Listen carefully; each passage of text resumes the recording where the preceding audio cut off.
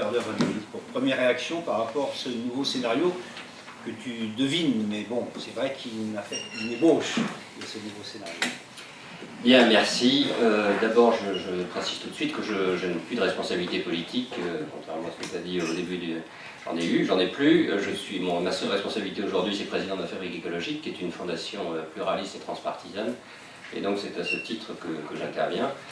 Je dois dire d'ailleurs que la Fabrique écologique est une fondation, un think tank totalement ouvert. Je vois d'ailleurs dans la salle quelques amis qui jouent un rôle actif, et donc vous avez tout à fait la possibilité de nous rejoindre pour travailler dans nos groupes de travail et d'experts, et nous développons beaucoup. Alors, quelques réactions par rapport à cette présentation. D'abord pour souligner à quel point il est important que l'équipe de Negawatt travaille sur les scénarios qu'il sort depuis, vous voyez, je pensais que c'était depuis beaucoup plus longtemps que ça. En fait, on me dit que c'est depuis une quinzaine d'années. À quel point c'est important pour les 3-4 raisons suivantes. La première raison, c'est que si on veut avancer, moi ça a toujours été ma conviction depuis que j'essaye d'agir, depuis bien longtemps, si on veut avancer dans les réformes d'une société, il faut vraiment tenir les deux bouts de la chaîne, c'est-à-dire avoir à la fois l'horizon, là où on veut aller, et puis savoir ensuite comment on va y aller. Si on n'a que le premier, on risque de ne pas être très opérationnel, mais si on n'a que le second, c'est-à-dire si on s'interroge uniquement sur la façon dont quotidiennement on va gérer tel ou tel sujet, on a peu de chances d'arriver au résultat qu'on veut arriver. Et c'est vrai qu'aujourd'hui, les scénarios Negawatt jouent vraiment un rôle de référence important en montrant qu'un certain nombre de choses sont crédibles. Et que ce n'est pas simplement des rêves d'utopistes, excusez-moi, enfin en tout cas des choses totalement imaginaires, que c'est crédible, que c'est atteignable, même si ensuite on va le voir, évidemment, ça ne règle pas tout, et ça ne règle pas en particulier les conditions dans lesquelles on peut y arriver, mais c'est crédible. La deuxième raison, c'est que nous sommes dans un domaine d'énergie où la durée des investissements faits est extraordinairement longue. Quand on fait, y compris des énergies renouvelables, des centrales nucléaires, des investissements pétroliers, etc., on en a pour 10, 20, 30, 40 ans, certains veulent parfois plus. Et donc, il est tout à fait important, si on veut faire des choix correspondant à l'intérêt général de la collectivité, il est tout à fait important d'avoir aussi une vision longue du mix énergétique, de la société qu'on veut construire. Et dans le domaine de l'énergie, donc, c'est particulièrement important, dans le domaine du climat, c'est particulièrement important pour ne pas se tromper, parce qu'on sait très bien que si on se trompe à un moment donné sur telle ou telle chose, on retrouve ensuite l'inconvénient 10 ou 20 ou 30 ans après, et que c'est évidemment très dommage. Et de ce point de vue-là, et c'est la troisième raison, je dirais, c'est que moi j'ai vécu dans les 30 dernières années le débat sur les scénarios. Et c'est vrai que quand on regarde l'histoire de la politique énergétique française depuis 30 ans, on s'aperçoit que jusqu'à une date récente, reconnaissons que la loi de transition énergétique de ce point de vue-là introduit une certaine rupture, mais jusqu'à une date récente, les principaux intervenants de la politique énergétique travaillaient sur des scénarios d'augmentation constante de la consommation d'énergie et surtout de la consommation d'électricité. C'est ce qui a permis, dans toutes les années 80, 90 et 2000, d'avoir un parc nucléaire qui, aujourd'hui, est logiquement très largement surabondant, on pourrait en parler longuement. Mais pourquoi ça a été fait? Parce que tous les scénarios, c'était évidemment volontaire au moment où ça a été dit, tous les scénarios anticipaient des augmentations fortes de la consommation d'électricité à 10 ans, à 15 ans, à 20 ans, et que par rapport à ça, ça justifiait les choix d'équipements publics pour répondre à cette prévision de la consommation d'électricité. Donc le débat sur les scénarios, d'ailleurs ça s'est bien montré quand Christian nous a parlé des différents scénarios du débat sur l'énergie qui a lieu il y a 3 ans, le débat sur les scénarios est tout à fait important parce qu'il permet il a permis en tout cas dans les 30 dernières années d'avoir un suréquipement de production sans s'intéresser beaucoup à la demande d'énergie. Et au contraire, il est tout à fait important aujourd'hui de renverser la perspective, c'est-à-dire de se dire qu'est-ce qui est important, c'est la demande d'énergie, c'est les énergies renouvelables par rapport aux équipements de production classiques. Donc voilà pour, je crois, tout l'intérêt et tout l'avantage des scénarios. Alors à partir de là, je crois le plus important, et ce que je vais dire, je vais essayer de le dire de manière assez précise, le plus important c'est qu'évidemment les scénarios ne règlent pas tout. Et que surtout il faut éviter le défaut corrélatif qui est de se dire on a fait un scénario formidable, c'est d'ailleurs pas le cas de ce que disent les gens de Négawatt, hein. On a fait un scénario formidable et donc tout est réglé, il n'y a plus qu'à avancer à la voie tracée vers ce scénario.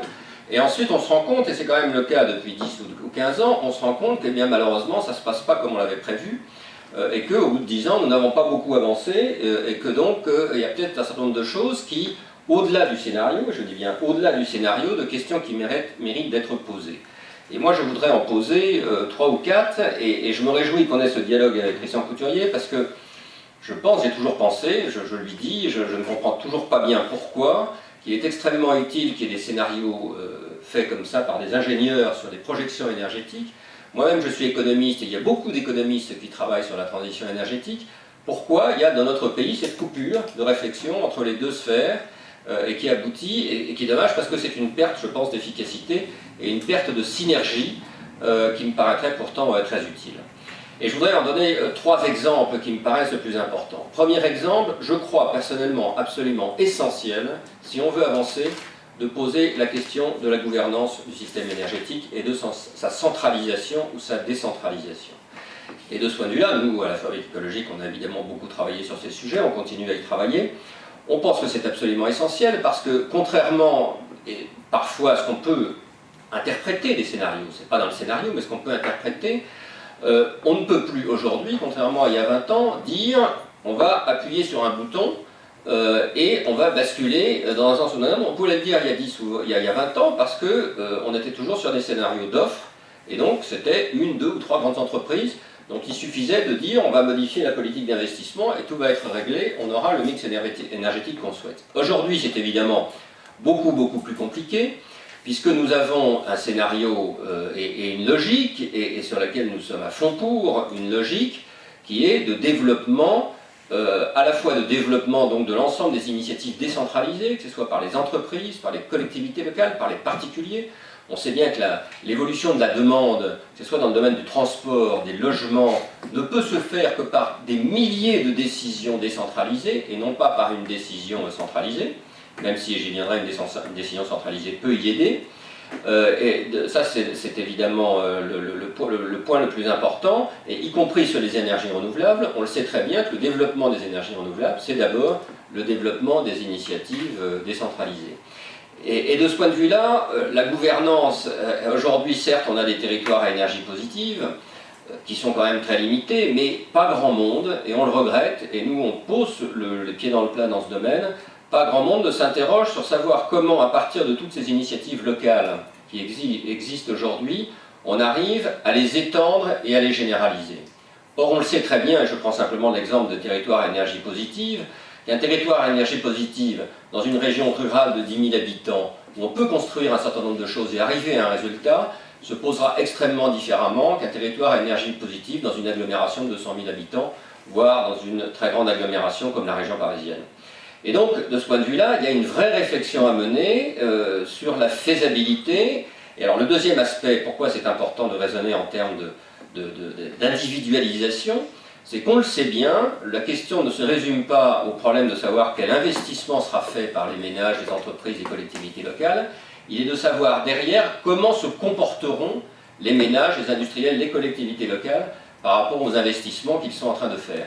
On sait très bien qu'une bonne partie de la transition énergétique se joue sur les comportements, et sur les comportements y compris qui suivent des investissements nouveaux. Je vous rappelle l'histoire de logements qu'on rénove de manière énergétique de manière très forte, et finalement on se retrouve avec des consommations d'énergie qui sont pratiquement plus fortes qu'auparavant, simplement parce que le ménage n'a pas été habitué à gérer sa consommation d'énergie. On pourrait prendre de multiples exemples de ce type, et donc il est extrêmement important d'accompagner cette action sur la demande d'énergie, et de les généraliser par accompagner aussi des évolutions de comportement. Et je dirais que c'est très nouveau ça en termes de politique publique par rapport à ce qui pouvait se passer il y a 10 ou 20 ans, où encore une fois il suffisait de décider qu'on investissait sans s'occuper de l'évolution des comportements par rapport à l'investissement. Donc ça c'est un premier volet d'ensemble, Et évidemment, on voit bien que la façon dont on va régler ce problème de gouvernance, avec, je passe parce que ce n'est pas l'objet de la conférence, mais notre conviction en tout cas, c'est que le système français reste, quoi qu'on en dise, extrêmement centralisé et ne permet pas facilement la généralisation d'un certain nombre d'initiatives. Voilà un premier sujet qui évidemment conditionne ensuite l'aboutissement des scénarios. Et c'est là où peut-être le message du scénario ne doit pas être, en tout cas, mais ce n'est pas le message qui nous a été livré, ne doit pas être, une fois que vous avez un scénario formidable et permettant de montrer qu'on peut atteindre l'objectif, eh bien, qu'on puisse ensuite appuyer sur un bouton pour y parvenir. Le deuxième point que je voudrais souligner, c'est que ce scénario, volontairement, je crois, ne prend absolument pas en compte les données économiques. Et de ce point de vue-là, on comprend bien pourquoi. D'ailleurs, tu nous l'as dit, on comprend bien pourquoi, parce que ce sont des données totalement variables, dont il est difficile de projeter dans l'horizon. On peut regretter que les variables économiques jouent un rôle important dans notre société, c'est quand même une réalité. La variable, par exemple, de prix de l'énergie, aujourd'hui, est une réalité. On peut le regretter, on peut dire on devrait s'en affranchir, c'est une réalité. Et je voudrais en donner deux exemples. Et il est évident que les scénarios ne peuvent être que très différents, et c'est une vraie réflexion à avoir, avec un prix du pétrole à 30 $ le baril ou à 70.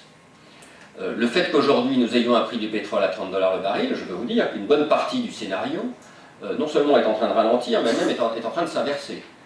Parce qu'à ce prix-là, vous relancez une politique d'incitation à la consommation d'énergie fossile. De fait, vous relancez la consommation de carburant, par exemple, de véhicules, et donc vous rendez beaucoup moins rentable. Moi je le vois, je suis modeste élu local, pour la salle des fêtes que nous sommes en train de rénover.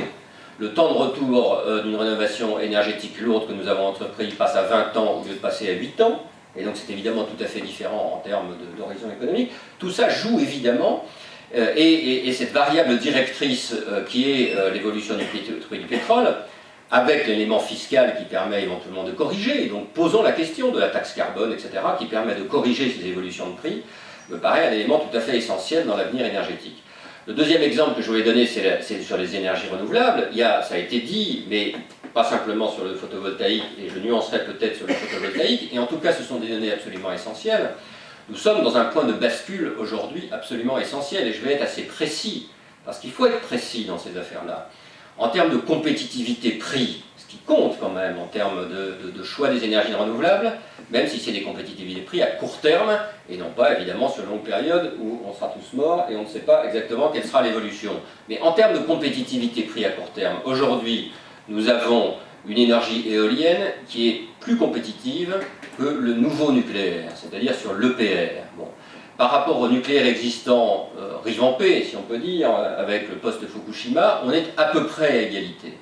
Sur le photovoltaïque, on est aujourd'hui encore un peu au-dessus dans certaines régions, on est à peu près à l'équivalence dans des régions bien ensoleillées du sud de la France.